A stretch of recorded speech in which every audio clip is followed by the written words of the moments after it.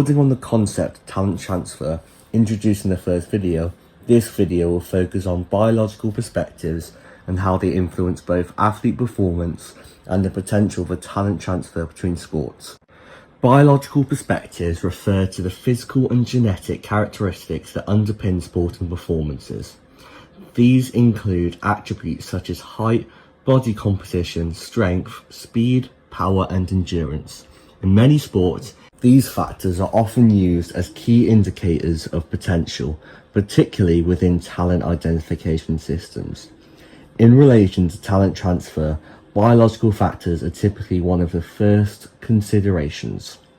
This is because certain physical qualities are highly transferable across different sports. For example, an athlete with high levels of speed and power may be well suited for sports such as American football or football. These shared physical demands suggest that performance is one sport that can provide a foundation for success in another.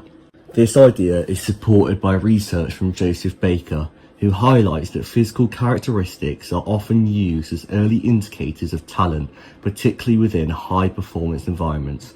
However, Baker also emphasises that talent development is complex and that physical abilities alone is not going to predict long-term success. An important concept within biological perspectives is growth and maturation.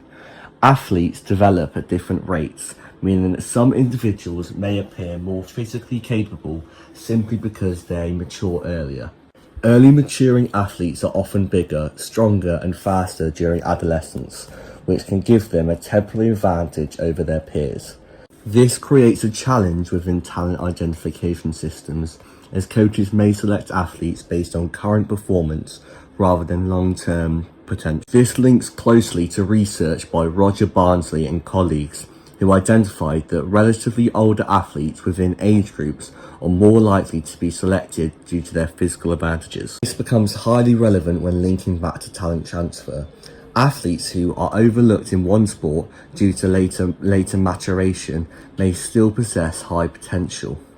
As they continue to develop physically, they may become well suited to another sport where their biological characteristics are more advantageous. In this sense, talent transfer can act as a second opportunity, allowing athletes to be re-evaluated once their physical development has progressed. This reinforces the key idea from the first video, that talent is not fixed, but can change over time.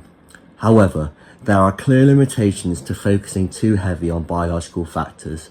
While physical attributions may indicate potential, they do not guarantee success, particularly when transferring into a new sport. For example, an athlete may have the ideal physical profile for a sport such as rugby, but may lack the technical skills, tactical understanding, or decision-making required to perform effectively. This highlights that talent transfer is not simply about matching physical characteristics, but requires a more holistic understanding of performance. This aligns with work of Gene Côté, who suggests that athlete development is influenced by a combination of factors, including deliberate practice, environment, and personal experiences, rather than just physical ability. Additionally, an emphasis on biological traits can lead to early specialization, wherein athletes are selected and directed into specific pathways based on their physical profile at a young age. As discussed in the first video, this can be problematic as it may limit the development of broader range of skills and reduce adaptability.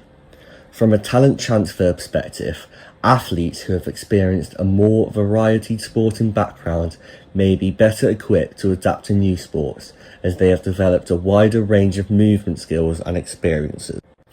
Another important consideration is that different sports require different biological profiles. This means that an athlete who may not succeed in one sport could excel in another. For example, an athlete with a high endurance may struggle in explosive power-based sports, but could thrive in endurance-focused events. Talent transfer allows these physical qualities to be rematched to sports where they are more relevant, increasing the likelihood of success. However, this process is not always straightforward. Coaches must consider not only whether an athlete has the physical capability to perform in a new sport, but also whether they can develop the additional skills required. This highlights that biological factors are the only one part of the talent transfer process. In summary, biological perspectives play a significant role in both performance and talent transfer. They help to identify physical attributes that may be advantageous in certain sports and can provide a starting point for identifying potential. However, there are also present challenges, particularly in relation to growth and maturation, and the risk of overlooking late developers. Linking this back to the central concept of talent transfer, it is clear that biological factors can both support and limit the process. They can identify suitable athletes, but if used in isolation, they may lead to inaccurate judgments about long-term potential. This reinforces the key message from my first video, that talent transfer is a multi-dimensional process influenced by a range of interacting factors. Whilst biological characteristics may determine whether an athlete has the physical capacity to transfer into a new sport, they do not determine whether that transfer will be successful. This leads into my next video, where we will look at exploring psychological factors and how these aspects, such as confidence, motivation, and resilience, influence an athlete's ability to adapt and succeed during talent transfer.